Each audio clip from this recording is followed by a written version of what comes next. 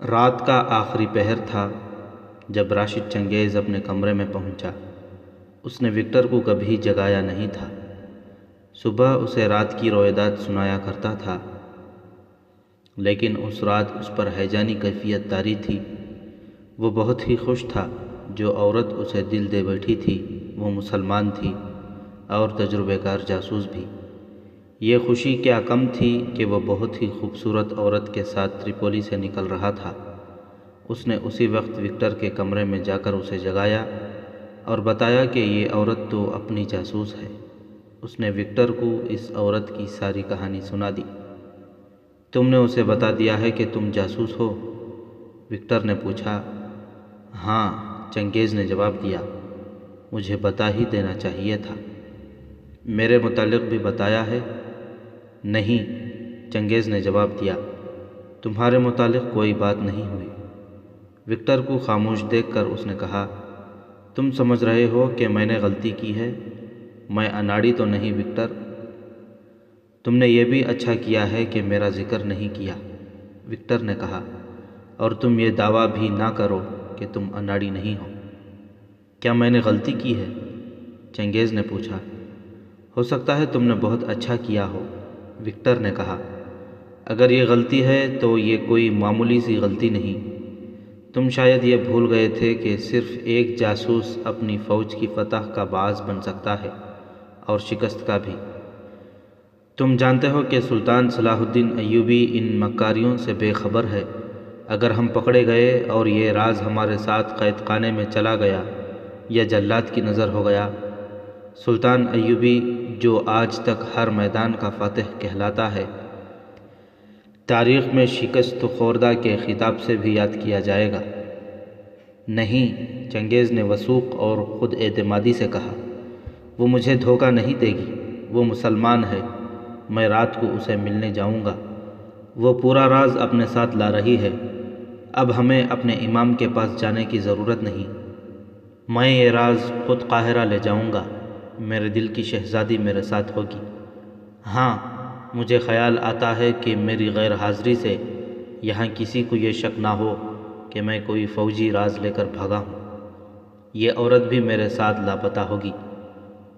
تم یہ مشہور کر دینا کہ تم نے مجھے اور اسے چوری چھپے ملتے دیکھا ہے، اور میں اس عورت کو بھگا کر یروشلم کی سمت نکل گیا ہوں۔ وکٹر گہری سوچ میں کھو گیا اور راشد چنگیز نشے میں جھومتا رہا۔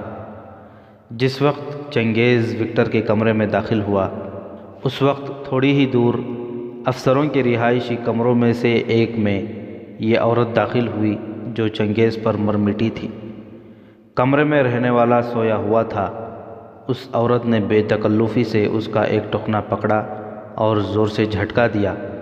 وہ آدمی ہڑبڑا کر اٹھا۔ عورت نے ہنس کر کہا، اٹھو اٹھو، شکار مار لیا ہے۔ اس آدمی نے قندیل جلائی اور اس عورت کو اپنے بازوؤں میں لے کر بستر پر گرا لیا۔ کچھ دیر بے حیائی کے ننگے مظاہرے ہوئے، پھر اس سراہی میں جس میں یہ عورت چنگیز کے لیے شراب لے گئی تھی، جو شراب بچی تھی وہ اس آدمی نے پیالوں میں انڈیلی۔ دونوں نے پیالے خالی کیے۔ اب کہو کیا خبر لائی ہو؟ وہ جاسوس ہے، عورت نے کہا، اور مسلمان ہے۔ ہرمن کا شک صحیح ثابت ہوا۔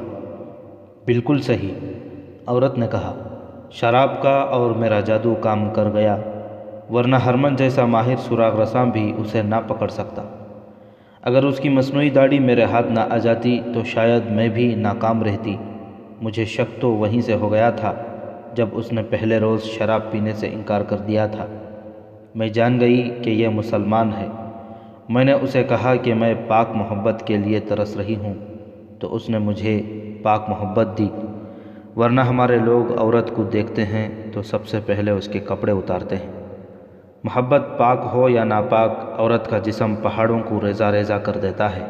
اس آدمی نے کہا، یہ کمزوری ہر انسان میں موجود ہے۔ میں نے تمہیں بتایا تھا کہ تمہارا حسن اس آدمی کو بے نقاب کر دے گا۔ عورت مجسم طور پر پاس ہو یا عورت کا صرف تصور ہو، انسان اپنے آپ میں نہیں رہتا۔ یہ آدمی صلیبیوں کی انٹیلیجنس کا افسر تھا اور ہرمن کا نائب۔ ہرمن کو کسی طرح شک ہو گیا تھا کہ راشد چنگیز جاسوس ہے۔ ایک تو وہ تجربے کار تھا، دوسرے اسے حکم ملا تھا کہ جس پر ذرا سا بھی شک ہو جاسوس ہے اسے پکڑ لو۔ چنانچہ اس نے بڑے سخت انتظامات کر دیے تھے۔ راشد چنگیز کو شاید انہوں نے رات کو مسجد میں جاتے دیکھ لیا تھا۔ ہرمن نے اپنے نائب سے کہا کہ چنگیز کو کسی عورت کے جال میں لا کر دیکھو کہ یہ آدمی صاف ہے یا مشتبہ۔ اس محکمے کے پاس اس مقصد کے لیے ایک سے ایک کایا عورت موجود تھی۔ اس عورت کو منتخب کیا گیا اور اسے چنگیز کے پیچھے ڈال دیا گیا۔ یہ عورت اپنے فن کی ماہر تھی۔ اس نے یہ ڈرامہ کھیلا جو سنایا گیا ہے۔ چنگیز نے کبھی بھی نہ سوچا کہ ہر رات وہ کمرے سے نکل کر امام کے پاس جاتا رہا ہوتا ہے تو یہ عورت راستے میں مل جاتی ہے۔ یہ آتی کہاں سے ہے اور اسے کس طرح پتہ چل جاتا ہے کہ چنگیز جا رہا ہے؟ وہ سائے کی طرح اس کے ساتھ لگی ہوئی تھی۔ میں نے اسے اپنی دردناک کہانی جو تم نے بتائی تھی سنائی تو وہ جذباتی ہو گیا۔ عورت نے ہرمن کے نائب کو سنایا۔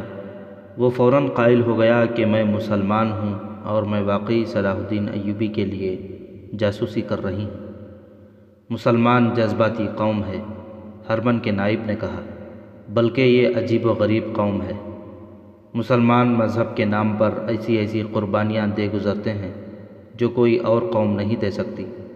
میدان جنگ میں ایک مسلمان 10 سے لے کر 15 صلیبی سپاہیوں کا مقابلہ کر سکتا ہے اور کرتا ہے۔ اسے وہ ایمان کی قوت کہتے ہیں۔ میں اعتراف کرتا ہوں کہ میں مسلمانوں کی اس روحانی قوت کا قائل ہو گیا ہوں۔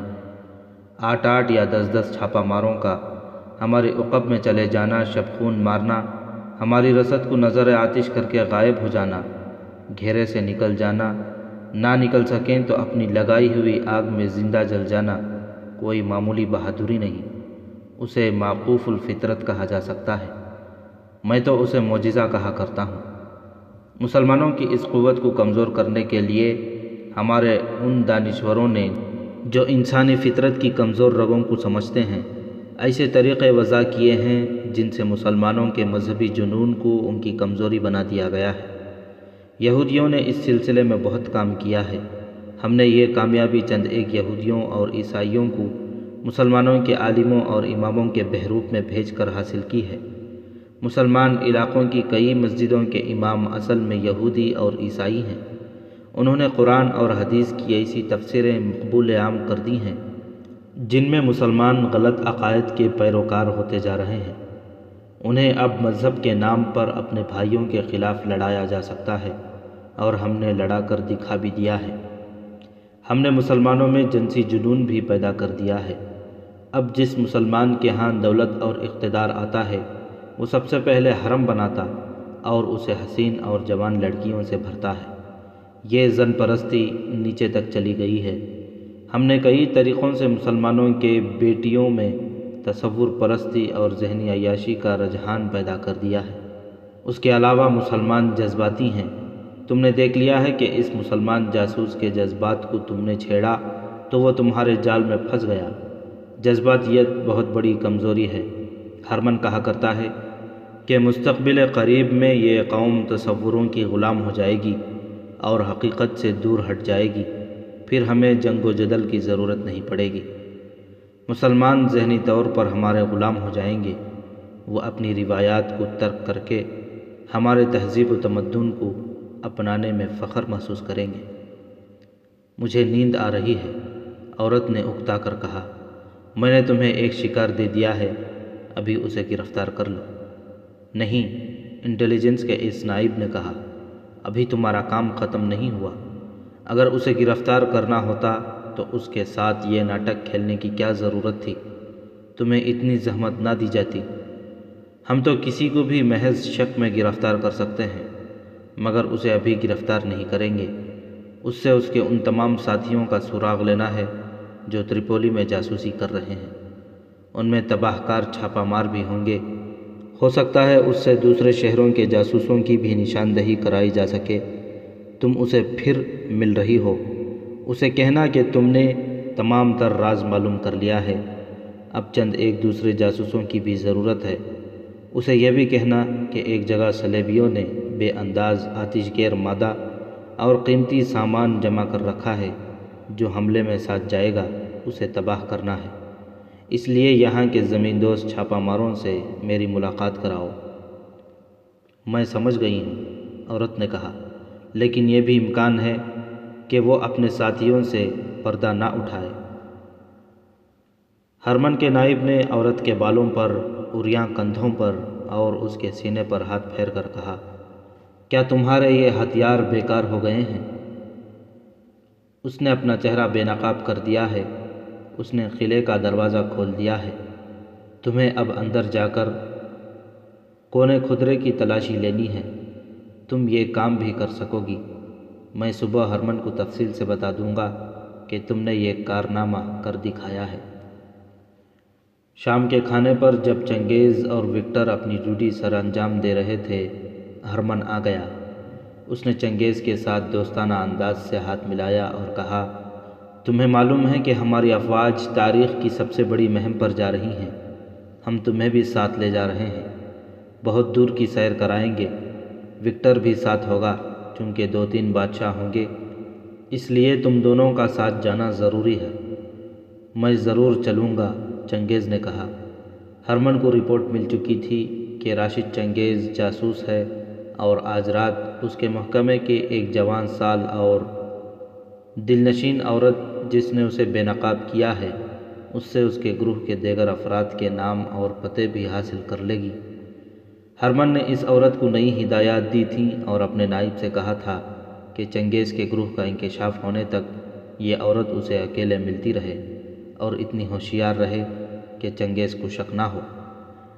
چنگیز کا دھیان اپنے کام میں تھا ہی نہیں، وہ لمحے گن گن کر گزار رہا تھا۔ اتنی بڑی کامیابی اس نے کبھی بھی حاصل نہیں کی تھی کہ اتنا عظیم راز اسے ملا ہو اور اتنی حسین لڑکی اس پر مر مٹی ہو۔ اس رات کو تریپولی میں وہ آخری رات سمجھ رہا تھا۔ مکمل راز لے کر اس عورت کے ساتھ اسے اگلے روز تریپولی سے نکل جانا تھا۔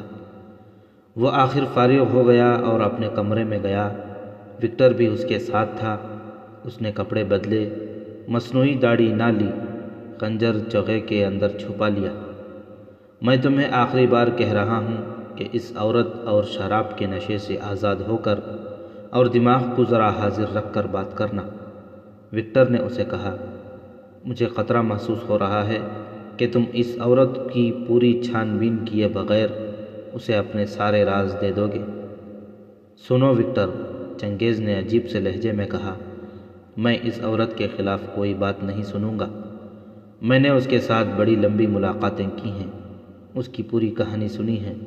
تم اسے نہیں سمجھ سکتے، میں بہتر سمجھتا ہوں، مجھے پاگل نہ سمجھو، یہ میری پہلی اور آخری محبت ہے۔ وکٹر چپ رہا۔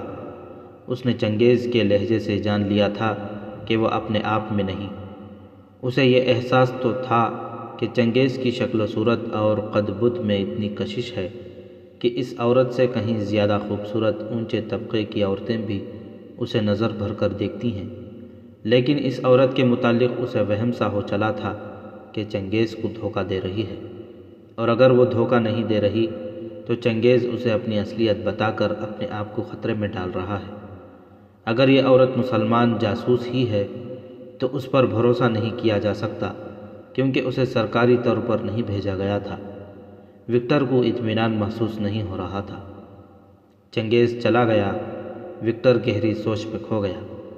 چنگیز کے جانے کے بعد وہ سو جایا کرتا تھا، مگر اس رات اسے نیند نہیں آ رہی تھی۔ اپنے کمرے میں جا کر وہ لیٹنے کے بجائے بے چینی سے ٹہلنے لگا۔ عورت اسی جگہ چنگیز کے انتظار میں کھڑی تھی۔ اس کے قریب زمین پر شراب کی سراہی اور 2 پیالے پڑے تھے۔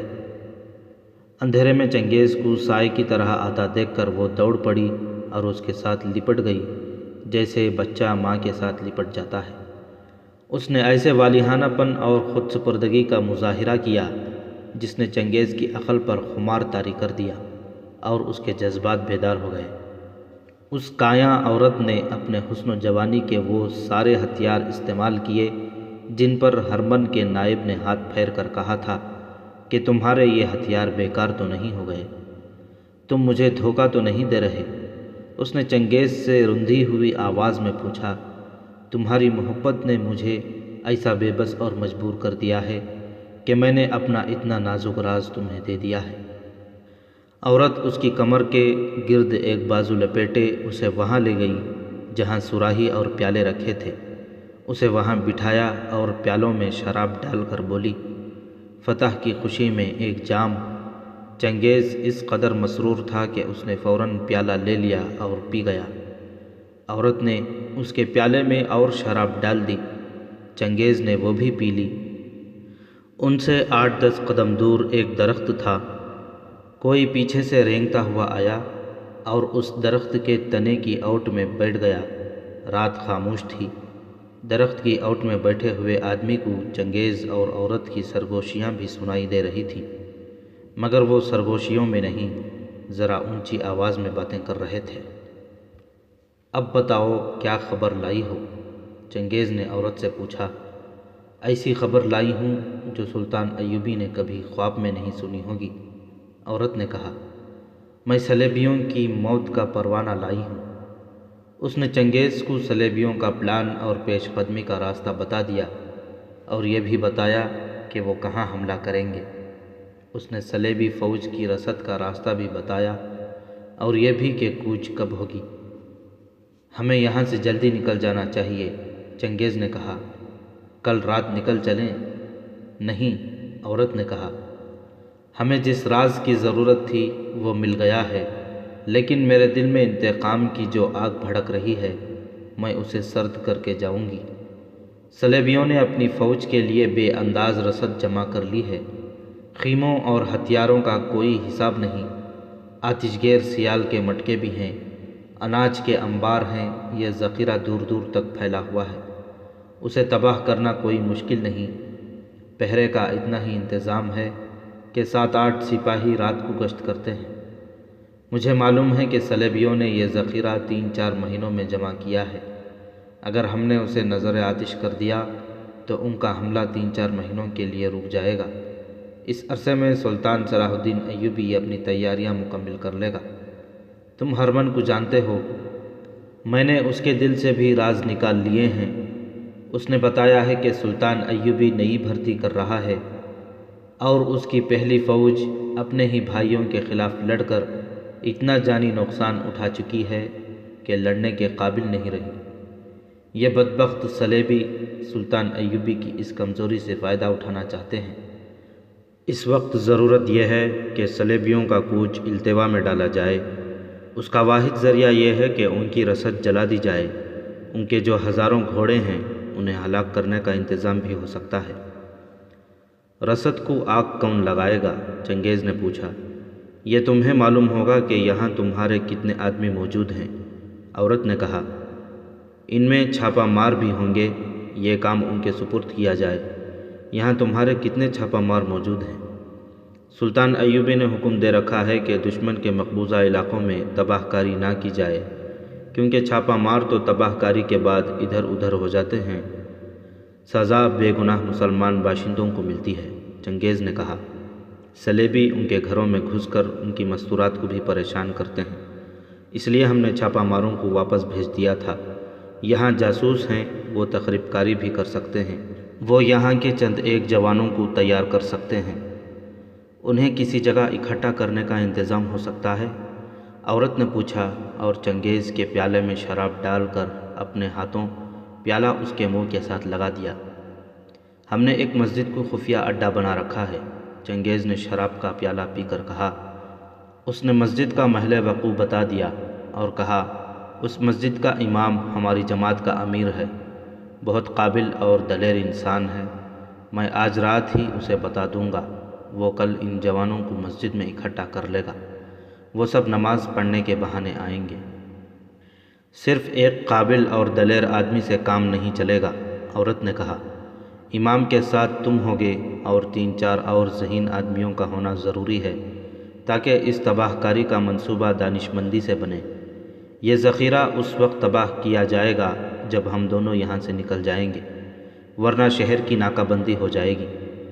صرف امام نہیں، چنگیز نے کہا، یہاں ہمارا ایک سے ایک بڑھ کر قابل آدمی موجود ہے، اس نے چند ایک آدمیوں کے نام بتا دیے اور کہا، میں ان سب کو مسجد میں بلا سکتا ہوں۔ یہ عورت چنگیز سے یہی راز لینا چاہتی تھی۔ اس نے اس گروہ کے متعلق کچھ اور باتیں پوچھیں جو چنگیز نے بتا دیں اور کہا، اس محل میں میں اکیلا نہیں، میرے ساتھ وکٹر نام کا جو آدمی ہے وہ بھی ہمارے گروپ میں ہے۔ وکٹر بھی؟ عورت نے چونک کر کہا۔ ہاں، چنگیز نے کہا، کیا تم ہماری استادی کی تعریف نہیں کرو گی کہ ہم نے ایک عیسائی کو بھی اپنا جاسوس بنا رکھا ہے؟ عورت کچھ دیر خاموش رہی، پھر بولی، کل دن کو میں تمہارے کمرے میں آؤں گی، مجھے وہاں آنے سے کوئی روک نہیں سکتا۔ عورت جانے کے لیے اٹھی، درخت کی اوٹ میں چھپے ہوئے آدمی نے حرکت کی۔ اس نے بیٹھے بیٹھے کمر بند سے خنجر نکالا اور 8-10 قدم کا فاصلہ 2 چھلانگوں میں طے کر کے عورت کو پیچھے سے ایک بازو سے جکڑ لیا۔ اس کا خنجر والا ہاتھ اوپر اٹھا، تیزی سے نیچے آیا اور خنجر عورت کے سینے میں اتر گیا۔ عورت کی ہلکی سی چیخ سنائی دی اور یہ آواز، میرے سینے میں خنجر اتر گیا ہے۔ چنگیز نے خنجر نکالا اور اس آدمی کو للکار کر اس پر حملہ کیا۔ اس آدمی نے گھوم کر عورت کو آگے کر دیا اور کہا، میں وکٹر ہوں چنگیز، اس بدبخت کو زندہ نہیں رہنا چاہیے۔ عورت سسک رہی تھی۔ وکٹر نے اسے پیچھے سے ایک بازو میں دبوچ رکھا تھا۔ تم ذلیل عیسائی، چنگیز شراب کے نشے میں کہہ رہا تھا۔ سانپ کے بچے نکلے۔ وہ گھوم کر اس پر حملہ کرنے لگا۔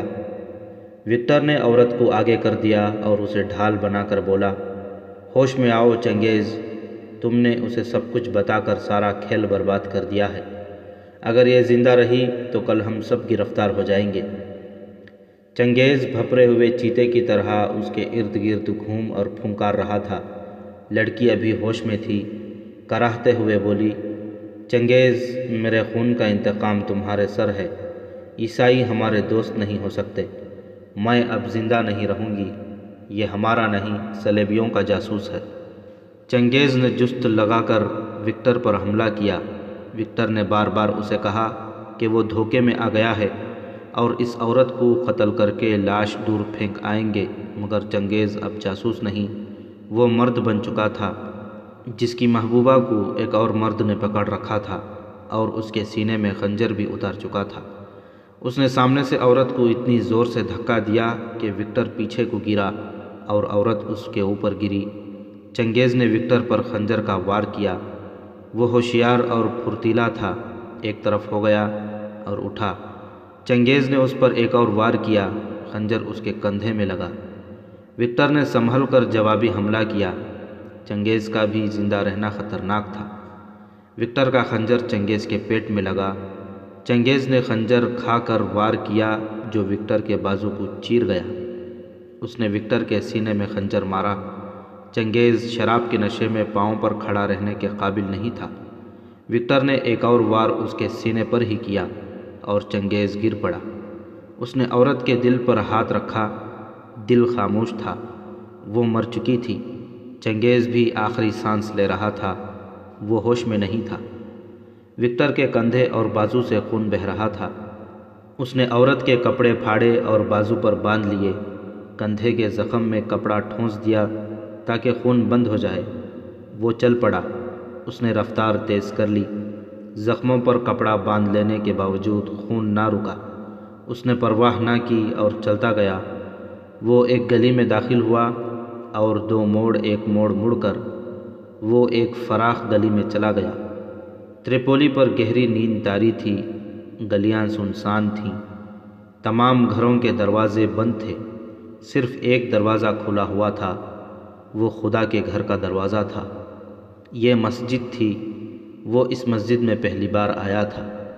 چنگیز نے اسے بتا رکھا تھا کہ کبھی اس مسجد میں جانے کی ضرورت پڑے تو مسجد کے صحن میں چلے جانا۔ بائیں دیوار میں ایک دروازہ ہے جو امام کے گھر کا ہے۔ وکٹر نے یہ مسجد باہر سے دیکھی تھی۔ یہ سلطان ایوبی کے تریپولی میں موجود جاسوسوں کا خفیہ ہیڈ کوارٹر تھا اور مسجد کا امام مسجد کا ہی نہیں، جاسوسوں کے اس گروہ کا بھی امام تھا۔ وکٹر نے کھلے دروازے میں داخل ہو کر جوتے اتار دیے۔ رات آدھی گزر چکی تھی۔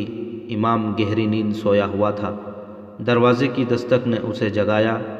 اس نے دانستہ توقف کیا۔ وہ دستک ایک بار پھر سننے کے انتظار میں تھا۔ دستک پھر ہوئی۔ یہ جاسوسوں کی مخصوص دستک تھی۔ پھر بھی اس نے لمبا خنجر ہاتھ میں لیا اور دروازہ کھولا۔ دھیمی آواز میں کہا، چنگیز۔ وکٹر نے جواب دیا، اندر چلیں۔ خون کی بو کہاں سے آ رہی ہے؟ امام نے اندھیرے میں وکٹر کا بازو تھام کر پوچھا۔ یہ میرا خون ہے، وکٹر نے جواب دیا۔ امام اسے گھسیٹتا ہوا اندر لے گیا۔ دیا جلایا تو اسے نظر آیا کہ وکٹر کے کپڑے خون سے لال اور تر ہو رہے تھے۔ وکٹر کے ساتھ اس کا وہی تعارف تھا جو چنگیز نے غائبانہ کرا رکھا تھا۔ امام نے اسے دور سے دیکھا تھا۔ وکٹر کو وہ پس منظر میں رکھتے تھے، جس کی وجہ یہ نہیں تھی کہ وہ عیسائی تھا، بلکہ یہ کہ اسے انہوں نے اندر کی اطلاعات فراہم کرنے کا کام سونپ رکھا تھا۔ یہ جاسوسی کا ایک طریقہ اور ان کی اپنی تنظیم تھی۔ اس لحاظ سے امام اور وکٹر ایک دوسرے کے اجنبی نہیں تھے۔ تم آئے ہو؟ امام نے پوچھا۔ چنگیز کیوں نہیں آیا؟ وہ اب کبھی نہیں آ سکے گا۔ کیوں؟ امام نے گھبرا کر پوچھا۔ پکڑا گیا ہے؟ اسے اس کے گناہوں نے پکڑا ہے، وکٹر نے جواب دیا، اور میرے خنجر نے اسے سزائے موت دے دی ہے۔ آپ میرا خون نہیں دیکھ رہے؟ کیا آپ میرا خون بند کرنے کا بندوبست کر سکتے ہیں؟ آپ گھبرائیں نہیں۔ خدا کا شکر ادا کریں کہ چنگیز زندہ نہیں، ورنہ ہم میں سے ہر کوئی قید خانے کی اذیتوں سے مارا جاتا۔ امام نے بہت سی دوائیاں نکالیں، پانی لایا اور اس کے زخم دھونے لگا۔ وکٹر کو کپڑے بدلنے کو کہا۔ نہیں، وکٹر نے جواب دیا، میں نے سوچ لیا ہے کہ مجھے کیا کرنا ہے۔ میں انہی کپڑوں میں واپس جاؤں گا۔ میں نے آپ کا نمک کھایا ہے۔ میرا عزیز دوست اور بڑے ہی خطرناک سفر کا ساتھی میرے ہاتھوں قتل ہو گیا ہے۔ میں آپ سب کے لیے اپنے آپ کو قربان کرنے کا ارادہ کر چکا ہوں۔ میں اپنی گردن جلاد کے آگے جھکا کر آپ سب کو صاف بچا لوں گا۔ امام اس کے زخم صاف کر کے ان پر سفوف چھڑک رہا تھا اور وکٹر اسے سارا واقعہ سنا رہا تھا۔ اس نے ہر ایک تفصیل سنا کر کہا، مجھے شک ہو گیا تھا کہ یہ عورت فریب کے سوا کچھ بھی نہیں۔ میں نے وہ بوڑھا کمانڈر کبھی نہیں دیکھا تھا جس کی وہ اپنے آپ کو داشتہ بتاتی تھی۔ اس کا ہر رات چنگیز کے راستے میں آ جانا ایک ثبوت تھا کہ وہ قریب ہی کہیں ہوتی ہے اور چنگیز پر نظر رکھتی ہے۔ میں نے چنگیز سے جب بھی کہا کہ وہ اور زیادہ احتیاط کرے، وہ غصے میں آ گیا۔ میں آپ کو بتا چکا ہوں کہ وہ شراب بھی پینے لگا تھا۔ مجھے شک ہے کہ شراب میں اسے حشیش ملا کر پلائی جاتی تھی، ورنہ چنگیز جیسا سخت آدمی اور ایمان کا پکا اتنی جلدی اور اتنی آسانی سے اس فریب میں نہ آتا۔ بڑی خوبصورت لڑکیاں اسے اپنی محبت میں گرفتار کرنے کی کوشش کر چکی تھیں، وہ ہنس کر ٹال دیا کرتا تھا۔ اس عورت نے اسے اپنے حسن اور حشیش کی آمیزش والی شراب کے طلسم میں جسمانی نہیں ذہنی طور پر گرفتار کر لیا تھا۔ اس نے جب یہ بتایا کہ اس عورت کو بتا دیا ہے کہ وہ جاسوس ہے تو میرا دل کانپ اٹھا۔ مجھے جیسے عالم غیب سے اشارہ مل رہا تھا کہ چنگیز نے اتنی بڑی لغزش کی ہے کہ جس کی سزا صرف اس کی نہیں، ہم سب کی موت ہے، اور اس کی یہ لغزش شام اور مصر کی آزادی کی موت کا بھی باعث بن سکتی ہے۔ میں نے اسے سمجھانے کی کوشش کی، مگر اس کی عقل پر عورت نے جو طلسم طاری کر دیا تھا وہ اسے ہم سے اور اپنے فرائض سے اور اپنے ایمان سے بھی بہت دور لے گیا تھا۔ میں نے اسی وقت ارادہ کر لیا تھا کہ اب یہی ایک صورت رہ گئی ہے کہ اس عورت کو قتل کر دیا جائے، اور اگر چنگیز کا رویہ نہ بدلے تو اسے بھی ختم کر دیا جائے۔ ملک اور قوم کو خطرے سے بچانے کے لیے ایک آدمی کا قتل کوئی بڑی بات نہیں ہوتی۔ یہ تو جاسوسی کا اصول ہے کہ گروہ کے کسی آدمی پر غداری کا شک ہو یا اس کی وساطت سے راز فاش ہونے کا خطرہ ہو تو اسے ختم کر دیا جائے۔ میں نے پھر بھی اسے قتل سے گریز کیا، مگر وہ مجھے قتل کرنے کے لیے پاگل ہو گیا تھا۔ یہ بھی تو ہو سکتا ہے کہ تم نے اسے غلط فہمی میں قتل کر دیا ہو، امام نے کہا۔ ہو سکتا ہے کہ لڑکی مسلمان ہی ہو اور وہ سچے دل سے ہمارے لیے کام کر رہی ہو سکتا ہے، وکٹر نے کہا، لیکن میں نے ثبوت دیکھ لیا تھا۔ میں نے چنگیز کے ساتھ اس کا ذکر نہیں کیا تھا۔ میں نے اس عورت کو اس عمارت سے نکلے اور واپس جاتے دیکھا تھا جہاں ہرمن کے شعبے کی لڑکیاں رہتی ہیں۔ میں نے یہ بھی معلوم کر لیا تھا کہ یہ عورت کسی کمانڈر کی داشتہ نہیں، وہ اس عمارت میں رہتی ہے۔ آج رات میں چنگیز کے پیچھے چلا گیا اور جہاں وہ اس عورت کے ساتھ بیٹھا وہاں سے چند قدم دور میں ایک درخت کے پیچھے بیٹھ گیا۔ عورت نے جس انداز سے چنگیز سے راز کی باتیں پوچھیں اور جو باتیں پوچھیں وہ اس شک کو یقین میں بدلنے کے لیے کافی تھیں کہ یہ عورت صلیبیوں کی جاسوس ہے۔ اس نے تریپولی میں ہمارے چھاپہ ماروں کے متعلق پوچھا اور چنگیز کو بتایا کہ صلیبی فوج کے لیے رسد وغیرہ کا بے انداز ذخیرہ رکھا گیا ہے، جس میں آتش گیر سیال کے بے شمار مٹکے ہیں۔ میں بھی جاسوس ہوں، مجھے اچھی طرح علم ہے کہ یہاں کہیں بھی اتنا ذخیرہ نہیں رکھا گیا۔ اس نے جو جگہ بتائی تھی وہاں کچھ بھی نہیں، آپ خود کل جا کے دیکھ لینا۔ چنگیز نے اس کے آگے ہماری ساری جماعت کی نشاندہی کر دی اور اس نے میرا نام لے کر مجھے بھی بے نقاب کر دیا۔ میں اتنی اہم جگہ پر ہوں جہاں مجھے راز کی گہری باتیں بھی معلوم ہو جاتی ہیں۔ اس عورت نے میرا نام سنا تو وہ اپنی حیرت کو چھپا نہ سکی، وہ بہت دیر خاموش رہی، پھر وہ اٹھ کھڑی ہوئی۔ ہمارا اتنا خطرناک راز یہ عورت لے جا رہی تھی اور یہ راز سیدھا ہرمن کے پاس جا رہا تھا۔ اس کے نتائج کا آپ اندازہ کر سکتے ہیں۔ میں نے اٹھ کر عورت کو پکڑ لیا اور خنجر اس کے سینے میں گھونپ دیا۔ چنگیز مجھ پر ٹوٹ ٹوٹ پڑتا تھا، اسے بہت سمجھایا، حقیقت بتائی، مگر شراب نے اسے حیوان بنا رکھا تھا۔ میں نے اس کے خنجر سے زخم کھا کر بھی اسے سمجھایا، مگر وہ سوچنے سمجھنے کی حالت میں تھا ہی نہیں۔ میں نے محسوس کر لیا تھا کہ زندہ رہا تو میں اسے قابو میں نہیں لا سکوں گا اور ہمارا اصل مقصد بری طرح ختم ہو جائے گا۔ میں نے اسے بھی ختم کر دیا۔ تم نے اچھا کیا ہے، امام نے کہا، میں تمہارا فیصلہ قبول کرتا ہوں۔ تم اب تریپولی سے نکل جاؤ، میں انتظام کر دیتا ہوں۔ نہیں، وکٹر نے کہا، صبح چنگیز اور عورت کی لاشیں سب دیکھ لیں گے۔ مجھے یقین ہے کہ ہرمن کو معلوم ہو چکا ہے کہ چنگیز جاسوس تھا، اسی نے اس عورت کو اس کے پیچھے ڈالا تھا۔ وہ یہی سمجھے گا کہ ان دونوں کو مسلمان جاسوسوں نے قتل کیا ہے، پھر یہاں کے مسلمانوں کے لیے قیامت آ جائے گی۔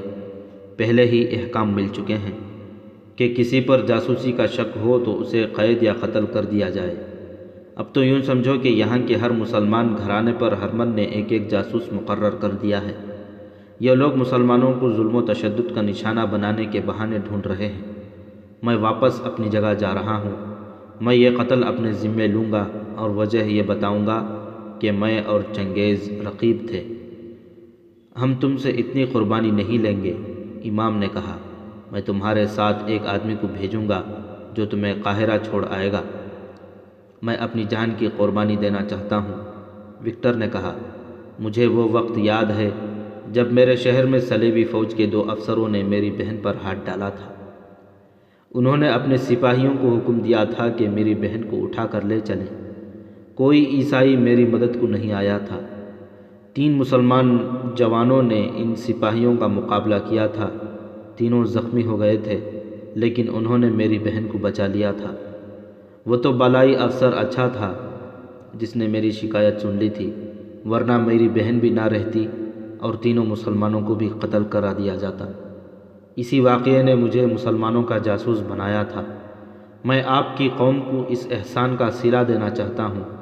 میں اپنی جان جلاد کے حوالے کر کے تریپولی کے مسلمانوں کی جان اور عزت بچاؤں گا۔ اس نے امام کو بتایا، صلیبیوں نے فوجیں جمع کرنی شروع کر دی ہیں اور ان کا رخ حلب کی طرف ہوگا۔ وہ سب سے پہلے شام کو تحقیق کرنے کا ارادہ رکھتے ہیں۔ ابھی یہ پتہ نہیں چلا کہ وہ کب کوچ کریں گے۔ یہ بھی معلوم نہیں کہ ان کی ساری فوج ایک ہی علاقے پر حملہ کرے گی یا آگے جا کر تقسیم ہو جائے گی اور ایک ہی وقت کئی مقامات پر حملہ کرے گی۔ سلطان ایوبی تک یہ اطلاع بہت جلدی پہنچ جانی چاہیے تاکہ وہ مصر میں نہ بیٹھا رہے۔ وکٹر کو جو کچھ معلوم ہو سکا تھا وہ اس نے امام کو بتا دیا۔ وہ اٹھا اور امام کے روکنے پر بھی نہ رکا، کہنے لگا، آپ بالکل مطمئن رہیں، آپ کو کوئی نہیں پکڑ سکے گا، اور وہ باہر نکل گیا۔ وہ شہر سے بھی نکل گیا۔ اس کے زخموں سے خون بند ہو چکا تھا۔ امام نے دونوں زخموں پر پٹیاں باندھ دی تھیں۔ اس نے اس خیال سے کہ دونوں پٹیاں اتار کر پھینک دیں جن کے پاس وہ جا رہا تھا وہ یہ نہ پوچھ بیٹھیں کہ مرہم پٹی کس سے کرائی ہے۔ زخموں سے پھر خون رسنے لگا۔ وہ اس جگہ گیا جہاں چنگیز اور عورت کی لاشیں پڑی تھیں۔ رات کے پچھلے پہر کا چاند اوپر اٹھ آیا تھا۔ وکٹر کو شراب کی سراہی اور 2 پیالے پڑے نظر آئے۔ اس نے عورت کے چہرے کو غور سے دیکھا۔ موت بھی اس کے چہرے کا حسن نہیں بگاڑ سکی تھی۔ اس کے کھلے ہوئے ریشمی بال اس کے سینے پر بکھر گئے تھے۔ وکٹر نے شراب کی سراہی کو دیکھا اور زیر لب کہا، انسان نے اپنی تباہی کے کیسے کیسے ذریعے اختیار کیے ہیں۔ اس نے چنگیز کو دیکھا اور اس کے پاس بیٹھ گیا۔ چنگیز کا جسم برف کی طرح سرد ہو چکا تھا۔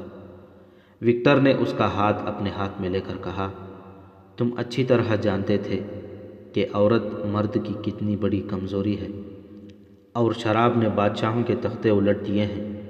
تم نے اس کمزوری کو اپنے اندر ڈال لیا۔ میں بھی آ رہا ہوں میرے دوست۔ جلاد مجھے بھی جلدی ہی تمہارے پاس پہنچا دے گا۔ ہم ایک ہی منزل کے مسافر ہیں۔ میں آ رہا ہوں دوست، میں آ رہا ہوں۔ وہ اٹھا اور بہت تیز قدم اٹھاتا اس عمارت کی طرف چل پڑا جس میں افسر رہتے تھے۔ اس کے زخموں سے خون بہہ رہا تھا۔ اس نے نیام سے خنجر نکالا، اس پر خون جم گیا تھا۔ اس نے اسے اپنے خون سے تر کر دیا اور خنجر ہاتھ میں رکھا۔ خون زیادہ نکل جانے سے وہ کمزوری محسوس کرنے لگا تھا۔ اس نے ایک دروازے پر دستک دی۔ اسے معلوم تھا کہ جس کے پاس اسے جانا ہے اس کی رہائش یہی ہے۔ کچھ دیر بعد ایک ملازم نے دروازہ کھولا۔ وکٹر نے افسر کا نام لے کر کہا کہ اسے جگاؤ اور بتاؤ کہ ایک قاتل آیا ہے۔ ملازم اندر کو دوڑا۔ اندر سے گالیوں کی آوازیں سنائی دینے لگیں۔ افسر گالیاں بکتا آیا۔ دروازے پر آ کر قہر بھری آواز میں پوچھا، کون ہو تم؟ کسے قتل کر کے آئے ہو؟ ملازم قندیل اٹھائے دوڑ آیا۔ افسر نے روشنی میں وکٹر کو دیکھ کر پوچھا، تم کسی سے لڑائی ہو گئی تھی؟ میں 2 انسانوں کے قتل کا اقبال کرنے آیا ہوں۔ وکٹر نے کہا، مجھے گرفتار کر لیں۔ افسر نے اس کے منہ پر بڑی زور سے تھپڑ مار کر کہا، قتل کا تمہیں یہی وقت ملا تھا، دن کو کیوں نہ قتل کیا؟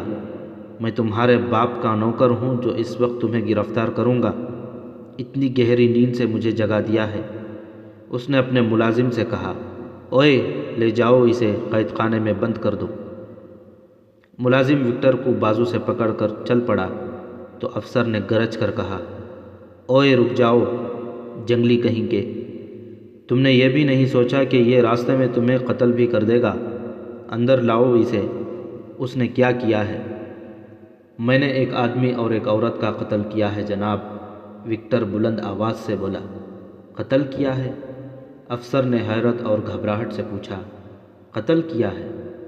اگر مسلمان کو قتل کیا ہے تو جاؤ اپنی مرہم پٹی کراؤ۔ تم اسے قتل نہ کرتے تو وہ تمہیں قتل کر دیتا۔ اگر کسی صلیبی کو قتل کیا ہے تو تمہیں بھی قتل ہونا چاہیے۔ اندر آ کر بتاؤ۔ آپ نے میرے ساتھ ایک بڑا ہی خوبرو آدمی کو دیکھا ہوگا، وکٹر نے اندر جا کر کہا۔ اس نے چنگیز کا وہ عیسائی نام بتایا جس سے وہ جانا پہچانا جاتا تھا۔ کہنے لگا، میری دوستی ایک عورت کے ساتھ تھی۔ میرے اس ساتھی نے اس عورت کو ورغلایا اور میرے اور اس کے تعلقات توڑ ڈالے۔ اس عورت کے ساتھ دوستی کر لی اور اس سے میری بے عزتی کرائی۔ میں اس عورت کی دوستی سے دستبردار نہیں ہونا چاہتا تھا۔ ان دونوں نے مجھے بہت مشتعل کیا۔ میں نے آج رات انہیں اکٹھے بیٹھے دیکھ لیا۔ میں دراصل انہیں دیکھنے ہی گیا تھا۔ انہیں میں نے ایسی حالت میں دیکھا جو میری برداشت سے باہر تھی۔ میں نے عورت پر حملہ کیا اور اسے خنجر سے مار ڈالا۔ پھر اپنے رقیب کے ساتھ خنجر بازی ہوئی۔ مجھے یہ 2 زخم آئے ہیں، اسے بھی 2 ہی زخم آئے مگر مہلک ثابت ہوئے۔ میں کہیں بھاگ جانے کے بجائے آپ کے پاس آ گیا ہوں۔ افسر نے کہا، عورت کے لیے قتل ہونا یا قتل کرنا عقل مندی تو نہیں۔ یہ افسر بالکل سنجیدہ نہیں لگتا تھا۔ وہ شاید وکٹر کو چھوڑ دیتا، مگر صبح ہوتے ہی لاشیں دیکھی گئیں۔ ہرمن اور اس کے نائب کو پتہ چلا تو دونوں غصے سے پاگل ہونے لگے۔ مقتولہ ان کی بڑی قیمتی اور کارآمد مخبر اور جاسوس تھی، اور چنگیز اس عورت کا شکار تھا جس سے اس گروہ کا سراغ لگانا تھا۔ یہ گروہ محفوظ ہو گیا تھا۔ وکٹر کے زخموں سے خون بہہ رہا تھا۔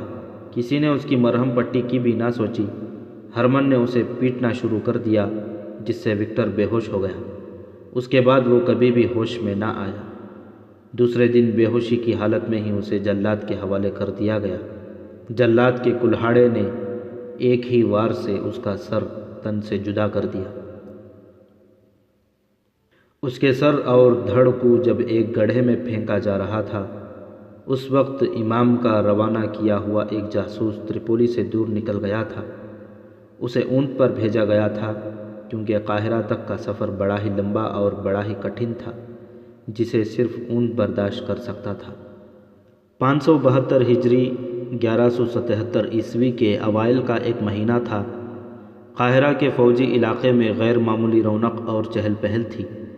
کسی میدان میں گھوڑے دوڑائے جا رہے تھے اور کہیں پیادہ سپاہیوں کو ٹریننگ دی جا رہی تھی۔ شتر سواروں کی رونق الگ تھی۔ قاہرہ سے دور پہاڑی علاقے میں منظر ایسا تھا جیسے جنگ لڑی جا رہی ہو۔ یہ سلطان ایوبی کی فوج کی جنگی مشق تھی۔ ایک وادی میں آتش گیر مادہ پھینک کر آگ لگائی گئی تھی، جو 20-25 گز تک پھیلی ہوئی تھی۔ سوار گھوڑے دوڑاتے ان شعلوں میں سے گزر رہے تھے۔ ایک جنگی مشق دور ریگستان میں ہو رہی تھی۔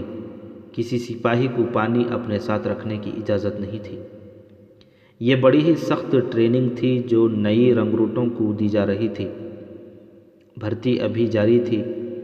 فوج کے تمام سالار اور دیگر افسر اس ٹریننگ میں مصروف تھے۔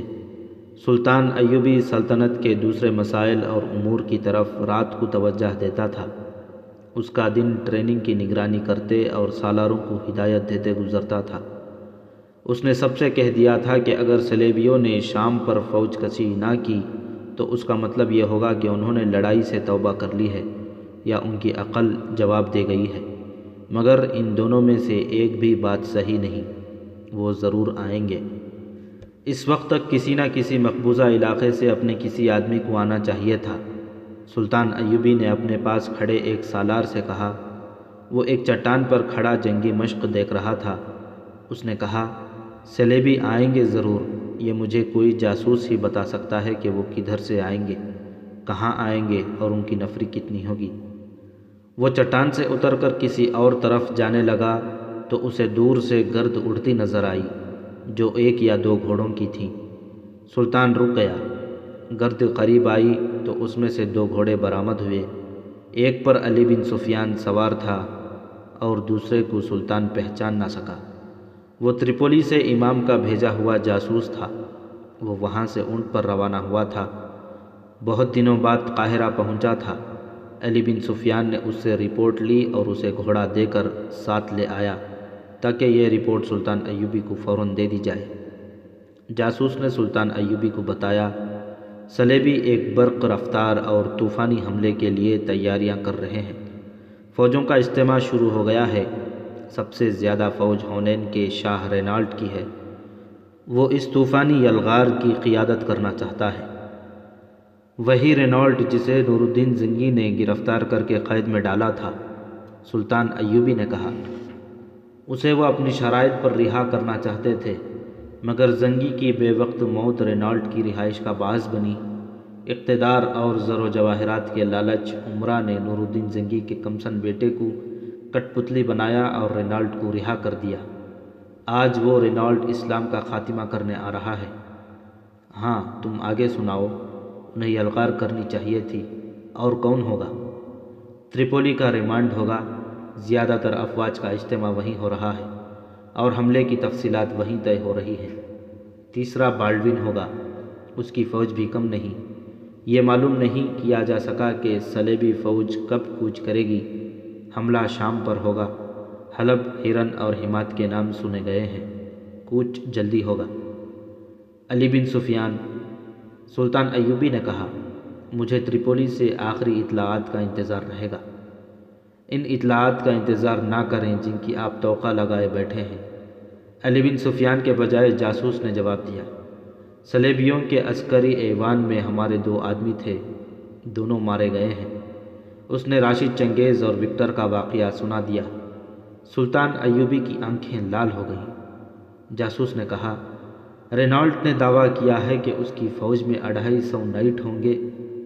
اپنے ان 2 جاسوسوں نے مرنے سے پہلے امام کو بتایا تھا کہ صلیبی آپ کو چھاپا مار اور شبخون مارنے کا طریقہ استعمال کرنے کی مہلت نہیں دیں گے۔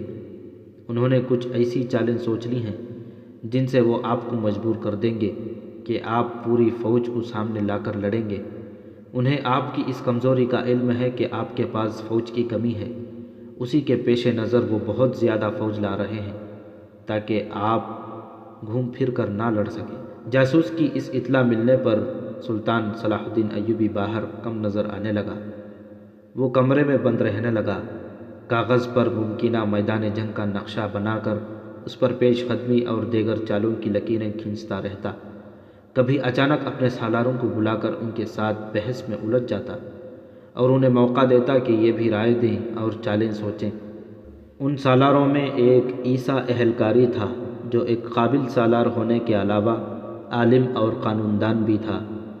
اسے بعض مورخوں نے سلطان ایوبی کا دست راست بھی کہا ہے۔ ایک روز سلطان ایوبی نے خلاف توقع کوچ کا حکم دے دیا۔ اس نے فوج کا خاصا حصہ سوڈان کی سرحد کے ساتھ خیمہ زن کر دیا کیونکہ ادھر سے بھی حملے کا خطرہ تھا۔ اس کے لیے سب سے بڑی مصیبت یہی تھی کہ وہ پیش قدمی کرتا تھا تو اس کے عقب میں بھی دشمن ہوتا تھا۔ صلیبیوں کے لیے وہ مصر کی ساری فوج نہیں لے جا سکتا تھا۔ اس نے کوچ کیا تو مورخوں کے اعداد و شمار کے مطابق اس کے پاس جو فوج تھی وہ 1000 پیادہ تھی۔ یہ سب مملوک تھے۔ مملوک آزاد کیے ہوئے غلاموں کو کہا جاتا تھا۔ یہ لڑاکے اور جنگجو تھے۔ اس کے علاوہ 8000 گھوڑ سوار تھے جن میں مصری بھی تھے اور سوڈانی بھی۔ 1169 عیسوی میں سلطان ایوبی نے بغاوت کے جرم میں فوج سے نکال کر انہیں زرخیر زمینوں پر آباد کر دیا تھا۔ اب وہ مصر کے وفادار تھے، ان پر اعتماد کیا جا سکتا تھا، مگر یہ 1000 مملوک اور 8000 سوار نئے فوج میں بھرتی ہوئے تھے۔ انہوں نے ابھی جنگ دیکھی ہی نہیں تھی، ان کی ٹریننگ بمشکل مکمل ہوئی تھی۔ سلطان ایوبی اپنی فوج اپنے بھائی العادل کی زیر کمان حلب کے مسافات میں چھوڑ آیا تھا۔ اسے کسی طرح اندازہ ہو گیا تھا کہ صلیبی اتنی جلدی شام تک نہیں پہنچ سکیں گے۔ اس نے کوچ بہت تیز کرایا اور حلب جا پہنچا۔ وہاں اسے پتہ چلا کہ صلیبیوں نے ہرن کے قلعے کو محاصرے میں لے رکھا ہے۔ آپ نے ہرن کا مکمل ذکر پچھلی کہانیوں میں پڑھا ہے۔ سلطان ایوبی نے محاصرہ کرنے والی صلیبی فوج کو محاصرے میں لے لیا۔ اس کی یہ چال ایسی اچانک تھی کہ صلیبی جم کر نہ لڑ سکے۔ سلطان ایوبی نے بہت سے قیدی پکڑے اور صلیبیوں کو بہت نقصان پہنچایا۔ اس نے پیش قدمی جاری رکھی اور 2 اہم مقامات لیڈیا اور رملہ پر قبضہ کر لیا۔ یہ فتوحات قدرے آسان تھیں۔ مصر سے آئے ہوئے نئے سپاہیوں کے حوصلے بڑھ گئے۔ وہ سمجھے کہ جنگ اسی طرح ہوتی ہے جس میں فتح ہماری ہی ہوتی ہے۔ اس سے نئے سپاہی غیر محتاط ہو گئے۔ صلیبیوں نے غالباً دانستہ پسپا ہو کر سلطان ایوبی کو دھوکہ دیا تھا۔ انہوں نے تھوڑی سی فوج کی نمائش کی تھی۔ یہ فرنگی فرینکس تھے۔ رینالڈ اور بالڈوین کی فوجیں ابھی سامنے نہیں آئی تھیں، وہ اسی علاقے میں موجود تھیں۔ اب صلیبیوں نے ایسے سخت اقدامات کیے تھے کہ سلطان ایوبی کے جاسوس دشمن کے علاقے سے نکل ہی نہ سکے۔ تریپولی کے جاسوس کے بعد ادھر سے کوئی آ ہی نہ سکا۔ رملہ کے قریب ایک ندی تھی جس کا پانی تو گہرا نہیں تھا، ندی گہرائی میں تھی اور چوڑی بھی۔ عیسیٰ اہلکاری نے رملہ کو فتح کر کے اپنے دستوں کو رملہ کے ارد گرد پھیلا دیا۔ اچانک ندی کے کنارے کی اوٹ میں صلیبیوں کی فوج یوں نکلی جیسے سیلاب کناروں سے نکل آیا ہو۔ یہ فوج جانے کب سے وہاں چھپی بیٹھی تھی۔ عیسیٰ اہلکاری کے دستے بے خبری میں مارے گئے۔ وہ بکھرے ہوئے بھی تھے، مقابلہ نہ کر سکے۔ تریپولی کے جاسوس کی یہ اطلاع صحیح ثابت ہوئی کہ صلیبی ایسی چالیں چلیں گے جن سے سلطان ایوبی اپنے مخصوص طریقۂ جنگ سے لڑنے کے قابل نہیں رہے گا۔ اس وقت کے ایک وقائع نگار ابن اسیر نے لکھا ہے، فرنگی اس طرح ندی سے نکلے جیسے انسانوں اور گھوڑوں کا سیلاب کناروں سے باہر آ کر آبادیوں کو اپنے ساتھ بہائے لے جا رہا ہو۔ سلطان ایوبی کی فوج بے خبری میں مکمل گھیرے میں آ گئی۔ مشہور مورخ جیمس نے لکھا ہے، شاہ بالڈون سلطان صلاح الدین ایوبی سے پہلے اپنی فوج رملہ کے مضافات میں لے آیا تھا۔ صلاح الدین ایوبی کی فوج نے رملہ کا شہر فتح کر لیا اور اس کے ہراول کے ایک سالار ایلون نے شہر کو آگ لگا دی تھی۔ صلیبیوں فرنگیوں کی گھات کامیاب رہی۔ ایوبی گھیرے میں آ گیا، اس کے دستے بکھر گئے۔ اس نے کئی دستے اکجا کر لیے اور اپنی خصوصی چال کے مطابق جوابی حملہ کیا، مگر میدان صلیبیوں کے ہاتھ تھا۔ صلاح الدین ایوبی کا حملہ نہ صرف ناکام رہا بلکہ اس کے لیے پسپائی بھی ناممکن ہو گئی۔ نئے رنگروٹ جو چند ایک مقامات آسانی سے فتح کر کے یہ سمجھ بیٹھے تھے کہ انہیں کوئی شکست نہیں دے سکتا، وہ ایسے بھاگے کہ انہوں نے مصر کا رخ کر لیا۔ بھاگنے والوں میں ان کی تعداد زیادہ تھی، جنہیں بعض غیر محتاط فوجی افسروں نے مال غنیمت کا لالچ دے کر بھرتی کیا تھا۔ سب سے بڑی وجہ یہ تھی کہ یہ سب ناتجربے کار تھے۔ سلطان ایوبی اس کیفیت میں رہ گیا کہ وہ ایک اونٹ پر سوار ہو کر میدان کارزار سے نکلا اور اپنی جان بچائی۔ قاضی بہاؤالدین شداد جو اس جنگ کا عینی شاہد ہے، اپنی یادداشتوں میں لکھتا ہے، سلطان ایوبی نے مجھے اس شکست کی وجہ ان الفاظ میں بتائی تھی، صلیبیوں نے میری چال چل کر میری فوج کو اس وقت جنگ میں گھسیٹ لیا جب میں اسے جنگی ترتیب میں نہیں لا سکا تھا۔ دوسری وجہ یہ ہوئی کہ میری فوج کے پہلوؤں پر جو دستے تھے وہ جگہ آپس میں بدل رہے تھے۔ یہ بہت بڑی نقل و حرکت تھی۔ صلیبیوں نے اس کیفیت میں حملہ کر دیا۔ ان کا حملہ اتنا شدید اور اچانک تھا کہ میرے نئے سپاہی اور سوار گھبرا کر پیچھے کو بھاگ اٹھے اور انہوں نے مصر کا رخ کر لیا۔ وہ راستے سے بھٹک گئے اور دور دور بکھر گئے۔ میں انہیں یکجا نہ کر سکا۔ دشمن نے میری فوج سے بہت سے جنگی قیدی پکڑے، ان میں عیسیٰ علیہ کاری بھی تھا۔ سلطان ایوبی نے اپنی فوج کو مروانے کے بجائے حکم دے دیا کہ اپنے اپنے طور پر میدان جنگ سے نکلو اور قاہرہ پہنچنے کی کوشش کرو۔ سلطان ایوبی نے صلیبیوں کو 60,000 دینار زر فدیہ ادا کر کے عیسیٰ علیہ کاری کو رہا کرا لیا۔ ایک مصری وقائع نگار محمد فرید ابو حدید نے لکھا ہے کہ سلطان ایوبی نے اپنے بھائی شمس الدولہ توران شاہ کو اس جنگ اور اپنی شکست کا حال لکھا تھا، جس میں اس نے عربی کا ایک شعر بھی لکھا تھا۔ اس کے معنی یہ ہیں، میں نے تمہیں اس وقت یاد کیا جب صلیبی برچھیاں چل رہی تھیں، دشمن کی سیدھی اور گندمی رنگ کی برچھیاں ہمارے جسموں میں داخل ہو کر ہمارا خون پی رہی تھیں۔ یہ معرکہ جمادی الاول 573 ہجری اکتوبر 1177 عیسوی میں لڑا گیا تھا۔ سلطان صلاح الدین ایوبی اس حالت میں قاہرہ پہنچا کہ اس کا سر جھکا ہوا تھا۔ اس کے ساتھ کوئی فوج نہیں تھی، اس کا محافظ دستہ بھی ساتھ نہیں تھا۔ اس نے قاہرہ پہنچتے ہی مزید بھرتی کا حکم دیا۔ شام کے محاذ پر وہ اپنے بھائی العادل اور بڑے قابل سالاروں کو حمات کے علاقے میں چھوڑ آیا تھا۔